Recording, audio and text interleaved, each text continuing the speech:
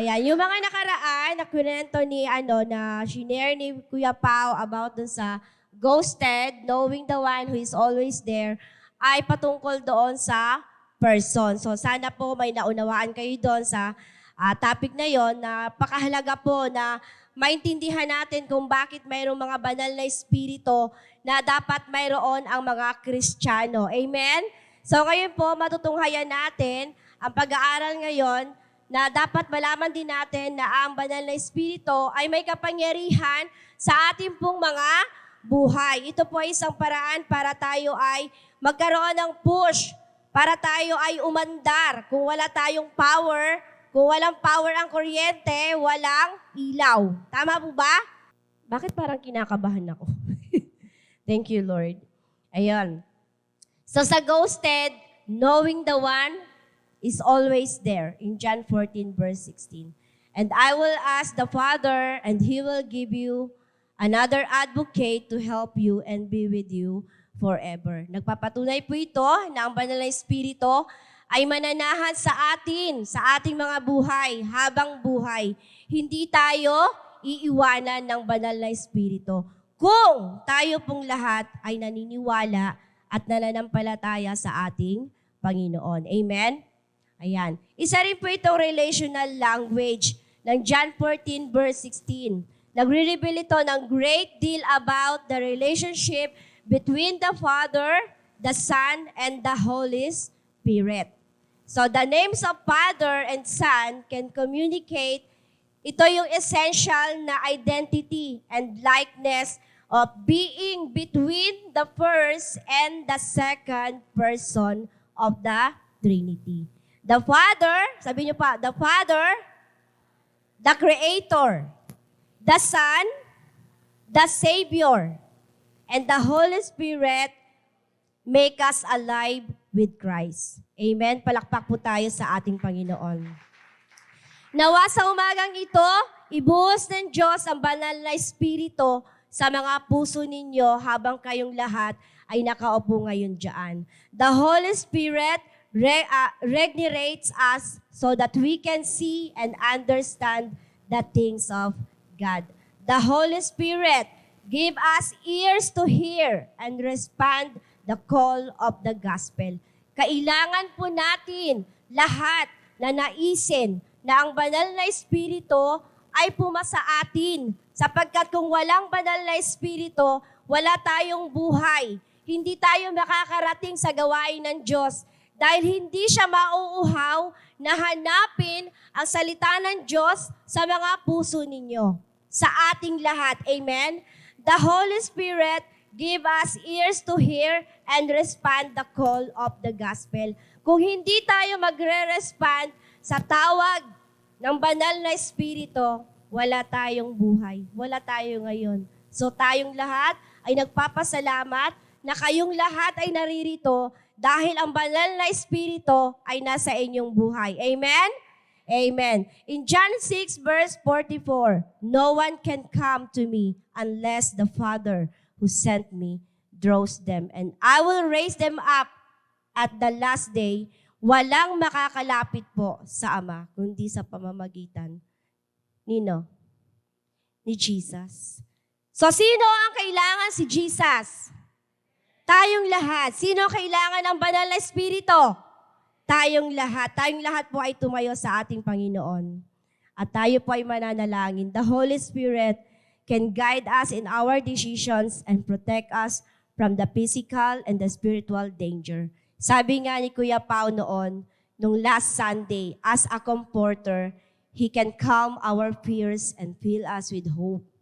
Through this power, we are sanctified and we repent and receive the ordinance and keep our covenants to our God. Let us pray. Lord God, maraming salamat po sa umagang ito na binigay mo sa aming lahat. Ikaw nga po, O Diyos, ang siyang maglukob sa amin na yung banal na espiritu sa umagang ito, na ang aming matutunan, Panginoon, ay maging ganap na buhay sa aming buhay, Panginoon. Salamat po, Lord God, sa kapatawaran ng aming mga kasalanan na aming po nagagawa sa bawat araw. Linisin mo po, O Diyos, ang aming mga puso, ang aming mga isip at ang aming mga ginagawa sa mga sandaling ito, na ikaw ang maitaas at mapapurihan sa pangalan ni Lord Jesus. Amen. So makakaupo na po tayong lahat. Amen. So masanay po tayong kapag bumapalakpak tayo ay para sa ating Panginoon, hindi po para sa kalapate. Maraming kalapate doon sa pinsan ko. Di ba, Ban? Mas malakas ang palakpak pag lumilipad ang... Mas malakas ang palakpak para sa Panginoon. Si Steve, alam niya yan. Steve, di ba? Pag palakpak ng kalapate, gaano kalakas si Steve? Ganun lang. Mga palakpak, panglipad ng kalapati lang yan. Pero pag sinabing pumalakpak tayo sa Panginoon, pumalakpak kayo ng mas malakas para sa Panginoon. Ayan. Gisingin ninyo ang iyong mga espiritu na natutulog. Huwag niyong hayaan na natutulog ang mga espiritu ninyo. Sabihin ninyo sa katabi ninyo, magkapareho ba tayo ng espiritu ngayon? Baka ibang espiritu nyo, Nako, sinasabi ko lang sa inyo. Lilipad kayo mamaya. Gusto niyo lumipad mamaya? Ayan, mag-soar tayo sa Panginoon ng mas mataas. Hanapin natin yung banal na espiritu sa buhay natin at huwag natin pakakawalan yan sa buhay natin. Sapagkat yun yung banal na espiritu ang magsasabi sa atin na maging gutom ka palagi. Maging gutom ka palagi sa salita ng Diyos. Maging uhaw ka palagi na hanapin mo palagi ang presensya ng Panginoon. Amen? So yung ghosted dito, minsan sinasabi sa worldly translation na ito yung mga, sabi nga ni Kuya Pang, mga off contact with someone without giving the personal warning or explanation for doing so. Yung parang, break na pala kayo, hindi mo alam. I-expect mo mag-chat pero blinak mo pala. Natay mo mag-message yung pala blinak mo. Mga ganun mga bagay. Huwag kayong magbablock ha. Huwag yung pansinin. Anyway, yung mga ganun mga worldly translation, yung mga ghosted na may mumu doon, mumultuhin ka. Naniniwala ang mga Pilipino sa ganung bagay, di ba? Pero yung ghost na ito ay Holy Ghost. Sabi niyo ba, Holy Ghost? Ayan, hindi siya mga Ghostbuster talaga, ha? So, ito ay banal na espiritu. Sabi niyo po, banal na espiritu. Sabay-sabay tayo. Banal na espiritu, sakupin mo ang buhay ko ngayon. Amen. So ngayon, tayo po ay dadako na, knowing the Holy Spirit. Mahalaga na makilala natin kung sino po ang banal na espiritu. Dahil kung hindi natin kilala kung sino ang banal na espiritu, tayo po ay maliligaw. Sa ating Diyos ay iisa, ngunit nagpapakilala siya sa tatlong paraan. Bilang Ama na lumikha at nagpapanatili sa buhay ng kanyang mga nilikha. Bilang Anak, siya ang ating tagapagligtas mula sa kasalanan. Bilang banal na espiritu, siya ang nagbibigay ng kapangyarihan sa ating buhay bilang mananampalataya. Siya ang persona ng Diyos na pumapatnubay sa atin. Doon sa John 14 verse 16, dadalangin ako sa Ama upang kayo'y bigyan niya ng isa pang patnubay na magiging kasama ninyo magpakailanman. Sa English, sa John 14 verse 16, and I will ask the Father, and He will give you another advocate to help you and be with you forever. Sabihin niyo po, forever. Forever, nakasama ninyo ang banal na Espiritu. Amen? Masaya ba kayo doon? Na si Jesus noon ay namatay, bumalik sa Panginoon, pero iniwan niya ang banal na Espiritu para tayo ay samahan forever. Sabi nga, sa makamundong salita, iiwan ka niya, lilipas yan sa'yo, lalayasan ka niyan, pero never kang iiwanan ng banal na Espiritu. Diba? Never tayong iiwan ng Panginoon. Ang lahat ay mawawala, ang lahat ay mamamatay, lahat ay walang kasiguruhan, pero ang banal na Espiritu, na binigay sa atin ng Diyos, kailanman ay hindi yon mawawala sa atin. Kaya ingatan nating maigi yun. Isa yung kayamanan sa buhay natin. Ingatan natin na huwag siyang mawawala sa buhay natin. Dahil kapag oras na mawala ang banal na Espiritu sa buhay mo, malaya kang gumawa ng kasalanan. Malaya kang gawin ang kabalbalan mo sa sarili mo. Malaya kang gawin yung mga bagay na hindi nagbibigay ng kaluguran sa Panginoon. Amen? Sisirain mo ang buhay mo sa mundon to, samantalang may binigay ang Diyos para sa iyo, para sa kabutihan mo, para sa kapayapaan mo, para sa kaayusan mo, na dapat natin pahalagahan ang banal na Espiritu na binibigay sa atin ng Panginoon. Ang makilala po ang Diyos sa pamamagitan ng Holy Trinity ay pagkilala sa kabuuhan ng ating Diyos. Holistic po, buong-buo na binibigay ng Diyos ang kanyang buhay para sa atin. Kahit po minsan tayong lahat ay hati-hati ang oras natin sa Panginoon. Kanina, sobrang galit ang meron ako sa bahay. Dahil yung mga pamangkin ko, Sunday school, dapat nagsisimba. Dapat kasi matik na. Pagbangon ko, magandang umaga. Nakabihis na, nakaligo na. Wow, Sunday school. Yung mga nanay, nasaan ang mga nanay? Nagtatahi, kung ano-anong ginagawa. Sabi ko, ayos. Ayos kayo. Minsan matuto rin kayong tumayo at magpasalamat sa Panginoon. Kasi hindi ninyo hawak lahat ang oras ninyo kung uupo pa kayo dyan o makakapaghugas pa kayo dyan. Tayo kayo, magbihis kayo ha. Sabi ko kanina, magbihis kayo, magpakita kayo sa Panginoon. Kasi kapag busy ang mind nyo, wala naman talaga eh. Diba? Kapag busy kayo, maiisip nyo ba talaga ang Diyos kapag busy kayo? Yung totoo. Hindi. Diba? Minsan nakakalimutan natin ang banal na Espiritu. Minsan nakakalimutan natin, may Diyos pala tayo. Kasi iniisip natin, nandyan lang naman ang Diyos eh. Nandyan lang naman siya eh. Diba? Pero hindi natin naisip na forever na nandyan dyan ang Panginoon, nag-aantay lang siya sa atin, no? Diba? Sabi ko, wag puro trabaho. Simba-simba rin pag may time.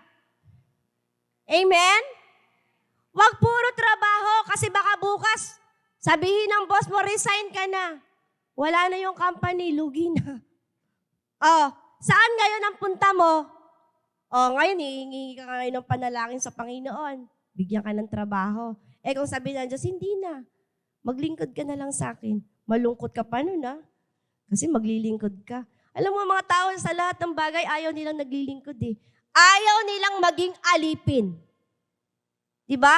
Pero kung maging alipin ka ng Panginoon, why not? Diba? Ako, gusto ko maging alipin ng Panginoon. Diba? So dito makikilala ang Diyos sa pamamagitan ng kanyang kabutihan sa buhay natin. Ang Diyos ay mapagmahal sa atin. Sa kabila ng bagay na divided ang puso natin, pero pinapakita ng Diyos na tayong lahat ay kanyang mahal at mahalaga tayo. Kaya hindi sapat, mga kapatid, nakilala lang natin ang Diyos bilang Ama. Hindi sapat nakilala lang natin ang Diyos mismo na siya ang Panginoong Yesus. Dapat meron tayong lahat relasyon sa Panginoon. Amen? Kung wala kang relasyon, bakit mo mamahalin yun? Bakit mo pagtsatsagaan yan? Wala ka namang pagmamahal. Pero ang Diyos, kahit na tayo minsan pabago-bago tayo, ang Diyos pa rin ay nagmamahal sa ating lahat. Sabi ng Diyos, dadalangin ako sa Ama na kayo ay bigyan niya pa ng isang patnubay na magiging kasama ninyo magpakailanman. At yun ang banal na Espiritu. Palakpak po tayo sa ating Panginoon.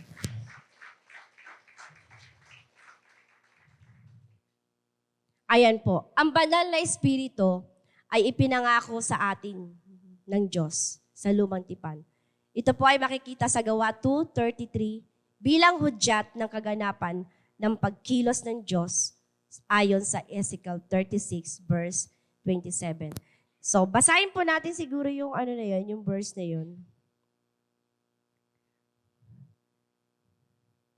Acts 2:33. Sa Acts 2:33, pinupuspos niya, pinaupo niya sa kanan ng Diyos at tinanggap niya mula sa Ama ang ipinangakong Espiritu Santo.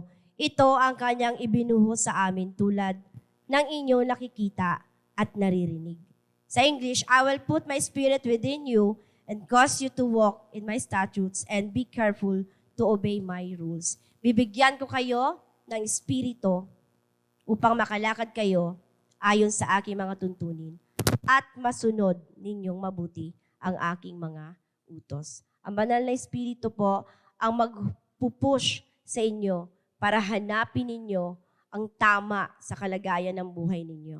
Amen? Minsan tayo talaga, pinapangunahan natin ang buhay natin nang hindi natin kasama ang Panginoon. Kaya mas madalas na puro mali, puro palpak yung nangyayari sa buhay natin. Kasi akala natin tayo na yung nagmay-ari ng buhay natin. Amen? So wag po tayong masanay na may mga bagay tayong hindi naiintindihan dahil pagsisisihan po natin yun sa bandang huli.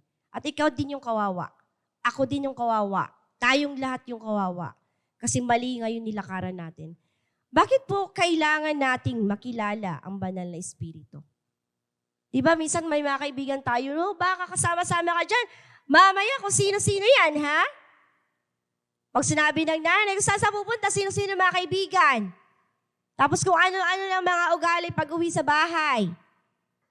Diba? So, sinasabi dito, dapat natin makilala ang banal na espiritu. Bakit kailangan natin makilala ang banal na espiritu, mga kapatid? Dahil ang kanyang presensya sa atin ay nagbibigay ng buhay at gabay na tayo ay mga anak ng Diyos. Amen? Dahil siya magbibigay ng gabay sa atin. Dahil ang kanyang presensya sa ating buhay ay katibayan na tayo ay mga anak ng Diyos. Amen? Palakpak po tayo sa ating Panginoon. Pangatlo, bakit kailangan natin makilala ang banal na espiritu? Dahil ang Holy Spirit ay tatak ng ating kaligtasan. Hindi ka naman pupunta rito, hindi ka naman magiging uhaw kung hindi mo naranasan ang kaligtasan ng Diyos, di ba? Di ba? Yung maging safe ka lang sa araw-araw, nakarating ka sa bahay mo, nakapunta ka sa trabaho, nakapasok ka sa eskwelahan mo, nakabalik ka ng buo at ligtas, yun po ay malaking bagay na tayo ay ginagabayan ng ating Panginoon. Tayo ay inililigtas ng ating Diyos. Siya ang nagkakaloob ng kapangyarihan sa ating pagpapatotoo. Dati, yung mga nagtetestimony dito sa harapan, mahihain yung mga yan. Taas ang kamay. Pero ngayon, sila ngayon ay nangunguna na dito sa harapan. Sila ngayon ay nagpapakita at nagpapatotoo na ang Diyos ay mayroong ginawa sa kanilang mga buhay. Kayo din po. Tayo rin po minsan. Tatayo tayo para ipagsabi kung ano ang ginawa ng Diyos sa buhay mo. Hindi pwedeng lagi ka lang nakaupo, kapatid. Hindi pwedeng payahay-yahay ka lang dyan sa upuan mo. Dapat kikilos-kilos ka din. Para hindi masayang yung kapangyarihan ng Diyos sa buhay mo. Kilos din. Diba? Kung kailangan sa ministry ng ganito, punta ka dun, tulong ka. Baka kailangan ng ganito ni kapatid, punta ka doon, tulong ka. Ibig sabihin, may kaligtasan ka na kasi sa Panginoon. Hindi ka na pwedeng sabi, sister, pawalis naman. Sis, bro, paano naman? Hindi. May kusa ka na dapat. Diba, nagre-regenerate yung power ng banal na espiritu sa buhay mo. Amen?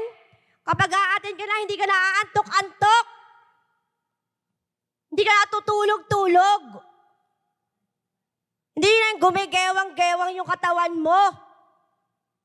Kapag nagpipreach ang pastor. Diba? Kasi may banal na espiritu ka eh. Kapag may banal na espiritu ka, kapatid, uhaw ka. Wow, sarap. Matamis ang lasa ng salita ng Diyos. Sabi nga, honey eh. Pulot-pukyutan. Kasing sarap. Diba? Walang kasing sarap ang salita ng Diyos pakinggan. Pero kapatid, kapag inaantok ka, matik, baka wala ang banal na espiritu sa'yo. Matakot ka na. Gising-gising din. Hanapin mo ang espiritu mo, baka nasa upuan mo lang. Baka naupuan mo. O baka naiwan mo doon sa labas. Isama mo. Huwag kang pupunta ng ikaw lang. Kasama mo dapat ang Diyos at ang banal na espiritu. Kasi hindi naman malalasahan kung walang espiritu. Hindi mo naman mananamnam kung wala kang ngipin, wala kang dila. Paano mo malalasahan ang pagkain ng Diyos kung wala ang espiritu sa'yo? Di ba? Dapat may banal na espiritu. Hindi tayo dapat nakikipagbiruan. Kasi ang usapan dito ay ikaw at ang relasyon mo sa Panginoon. When we receive the power of the Holy Spirit, tayo po ay na-born again. Hindi yung sinunog lang ha. Hindi yung na-burn. Tapos namatay. Wala na, hindi na nabuhay. Huwag ganon. When we receive the power of the Holy Spirit, tayo po ay na-born again. Tayo po ay nabago. Tayo po ay naligtas. Tayo ay nagkaroon ng buhay. Hindi yung tayo iniligtas, naghiga-higa na lang tayo sa kama at bahala na ang Diyos kapag rapture, tsak! Salvation. Ligtas ako. Hindi ganun yun. Hindi yun ganon. Magbasa ka ng Bible para maintindihan mo. Na hindi lang basta-basta ganun yun. Baka nagkakamali ka. Kapag nawalang banal na espiritu, ang power ng Holy Spirit sa'yo, ikaw ang nakakaalam kung saan ka patungo. Amen? Doon po tayo sa slide 19. Yan. Mag-stay tayo doon. Ganito kahalaga ang makilala natin ang Diyos bilang Espiritu. Kung wala sa atin po ang Espiritu, wala tayong kapangyarihan upang gampanan ang ating gawain. Tandaan po natin na ang ating gawain ay para sa ating Diyos. Amen? Bilang mga magulang, ginagampanan natin ang pagiging ina natin sa ating mga anak. Pero ang Diyos, ginagampanan niya ang pagiging Diyos niya sa ating mga buhay. Siya rin po ang kapangyarihan na pumapatnubay sa mga alagad noon at pumapatnubay sa ating lahat. Siya po ang Diyos na yon na nagpapahayag ng mga himala sa ating buhay. Kailanman, lumipas pa ng maraming taon, ang Diyos ay Diyos pa rin hanggang ngayon. At hindi po yun nagbabago. Walang nagbabago sa Panginoon. Kung mahal tayo sa simula, mamahalin tayo ng Diyos hanggang tayo ay mamatay. May kwento po akong nabasa sa isang simbahan. May bagong destinong pastor doon. Pagdating ng pastor, may kotse doon sa may simbahan. Kaya lang po, yung kotse na yon ay luma. Kaya tuwing gagawin niya, yung kotse na yon ay ilalagay niya doon sa mataas. Para siguro yung pwersa, no, pag pababa, magkakaroon ng power, aandar. Yun po yung lagi niyang ginagawa. Yung kotse na yun ay luma at ditulak. Parang 3 taon na siyang ginagawa na akyat, tapos aandar. Tapos meron pong isang bagong pastor na dumating. Nakita yung kotse, kasi nga mahirap paandarin. Ang ginawa ng pastor ay chinek niya yung kable. Sabi ng pastor doon na may sira yung kable, kaya mahirap umandar yung power. Ako talaga, pag ginagawa ko yan, inaakyat ko talaga siya sa mataas para may pwersa at aandar. Sabi ng pastor, sira ang isang kable, kaya hindi dumadalo yung power o yung starter. Umandar naman pala ang kotse, umaandar ang kotse, nawawalan lang ng power. Ano yung nawawala? Power. Ang Espiritu Santo ay ang power ng iglesia at ng mga Kristiyano. Naniniwala kayo? Ang Espiritu Santo ay ang power ng iglesia at ng mga Kristiyano. Kung wala siya, wala po tayong magagawa. So, mahalaga po ba ang kapangyarihan, ang Holy Spirit ng Panginoon? Amen. So, tamang-tama na tayong lahat ay naririto ngayon dahil ang mensahe ng Diyos ay para sa iyo. Amen. Next slide po. Sa Gawa 2, 2 and 4. Narinig nila, ayan po yung verse, basahin po natin. Walang anong-ano'y may ingay na nagmula sa langit, na tulad ng ugong ng malakas na hangin, at napuno nito ang bahay na kinaroroonan nila. May nakita silang parang mga dilang apoy na dumapo sa bawat isa sa kanila. Kanilang apat, at silang lahat ay napuspos sa Espiritu Santo at nagsimulang magsalita ng iba't ibang wika ayon sa ipinagkaloob sa kanila ng Espiritu Santo. Ayan po.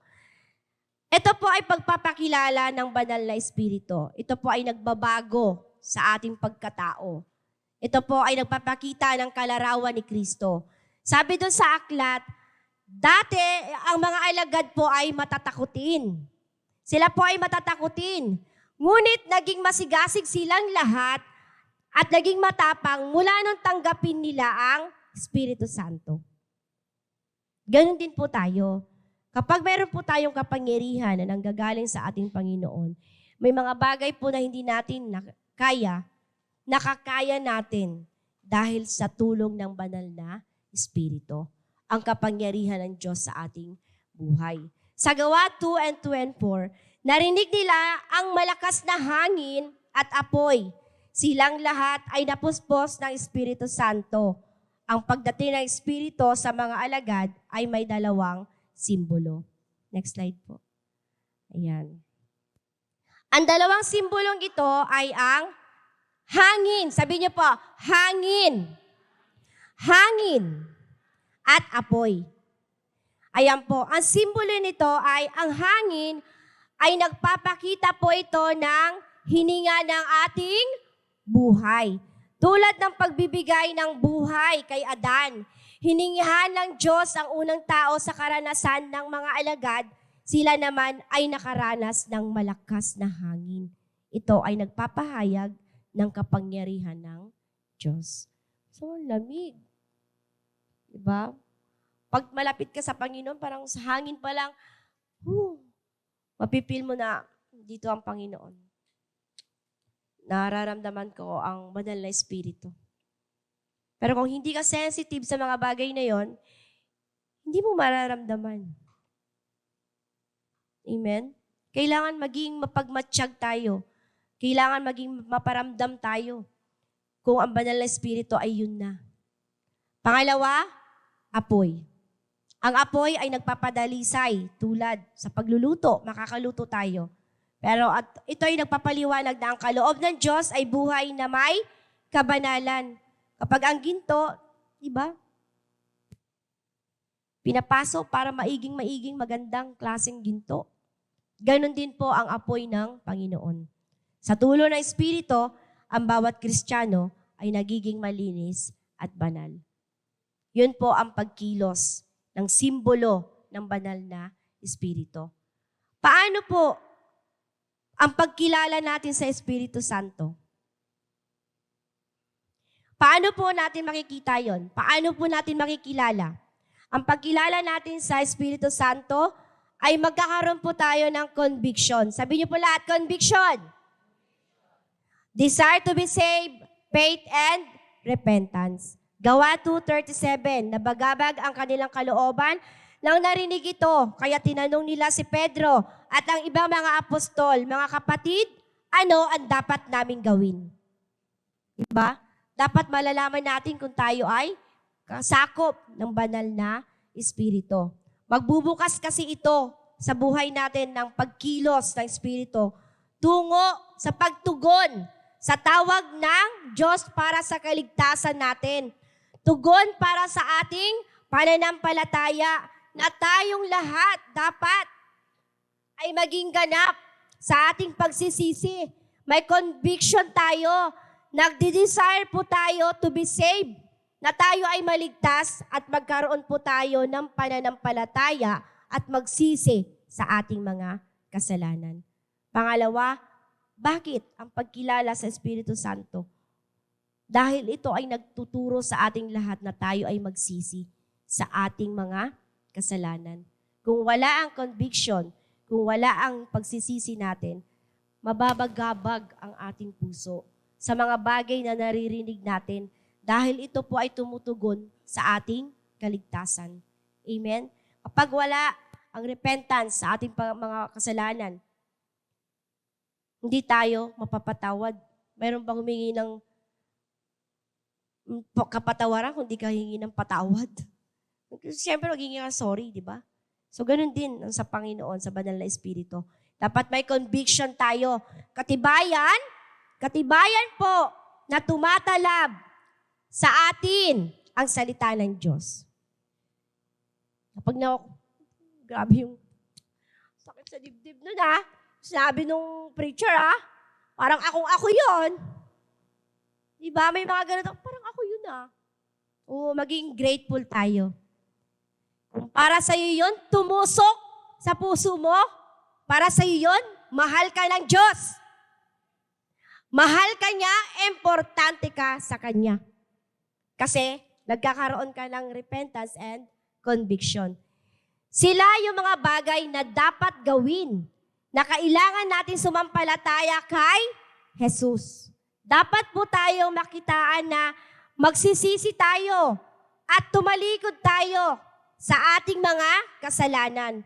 Alam niyo po mga kapatid, na ang totoong pagsisisi ay paghahangad ng kapatawaran at pag-alis natin sa mga nagagawa nating mga kasalanan. Kapag tayo ay umalis doon sa mga kasalanan na yon, ito po ay nagbubunga ng pagbabago po ng ating buhay. Naniniwala po tayo na kapag tayo ay nagsisi sa ating mga kasalanan, nagbabago ang ating buhay. Ang pagsisisi na walang pagtalikod sa kasalanan ay huwad na pananampalataya at walang ibubungang kaligtasan. Amen? Ikaw lang yan ang nakakaalam kung anong klase ang relasyon mo sa Panginoon. Next, pagkilala sa Espiritu Santo. Ang repentance natin na dapat natin pahalagahan. Kada kasalanan na mayroon tayong ginagawa, humingi po tayo ng kapatawaran. Dahil makikilala ang banal na Espiritu sa pamamagitan ng pagsunod sa kalooban ng Diyos. Sa pamamagitan ng pagsunod sa kalooban ng Diyos. Saksi kami sa mga bagay na ito. Kasi napatawad din ako ng Panginoon sa aking mga kasalanan. Tayong lahat ay may kanya-kanyang experience kung paano tayo pinatawad ng ating Panginoon. Ang pagkilala po natin sa Espiritu Santo ay tunay na pagsamba sa Espiritu at katotohanan. Yan po ay mababasa natin sa John 4 verse 24, na ang Diyos ay Espiritu, ay dapat siyang sambahin sa Espiritu at katotohanan. Ang pagsamba sa Diyos ay pagkilos ng Diyos sa katotohanan na ang kanyang salita na sinabi sa ating mga buhay ay nagbibigay ng buhay at kapatawaran. Ano man ang ginagawa natin, ang Diyos ay buhay para lumapit tayo sa Kanya.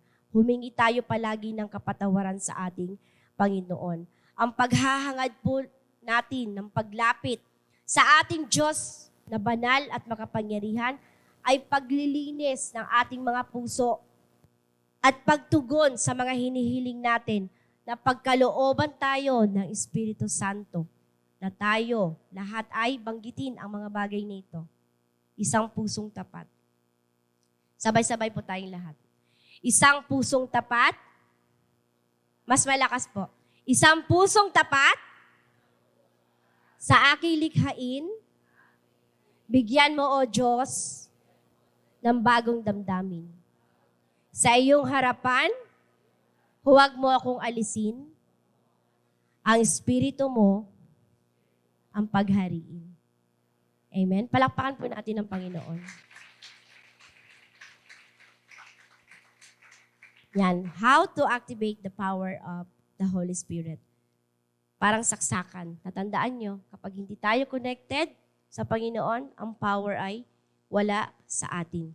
In order to activate God's power, kailangan naka-plug in tayo sa ating Panginoon. Huwag ano man dumating sa buhay natin, mahirap man, mga problema man na parang give up na tayo, huwag tayong aalis sa Panginoon. Maghiwa-hiwalay man tayo pagdating ng panahon. Hindi man tayo magkikita-kita. Pero lagi ninyong tatandaan na forever ang Espiritu ng Diyos sa buhay natin. Conclusion, how to release the power of the Holy Spirit? Obedience to God. Amen? Let us all stand. Mag-pray po tayong lahat. Tayo po tayo. Lord God, maraming salamat po sa umagang ito na kaming lahat, Panginoon, ay dinuring mo na iyong mga anak. Salamat, Lord God, sa mga bagay na ginagawa mo sa amin. Sa lahat-lahat, Panginoon, ng kabutihan mo sa amin, patuloy po namin itong nararanasan. Salamat, Lord God, sa banal na Espiritu, ang kapangyarihan, ang power na amin pong palaging nararanasan, Panginoon, na makakayanan namin ang lahat ng bagay, na harapin ang mga ito dahil sa tulong mo, Panginoon.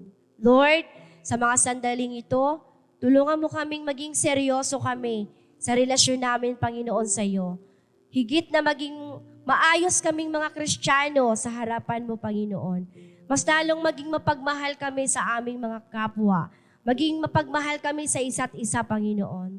Lord, nawa ang iyong banal na Espiritu ang siyang patuloy na sumakop at magpuspos sa amin sa mga sandaling ito. Sa pangalan ni Jesus, ang lahat ay magsabi ng Amen.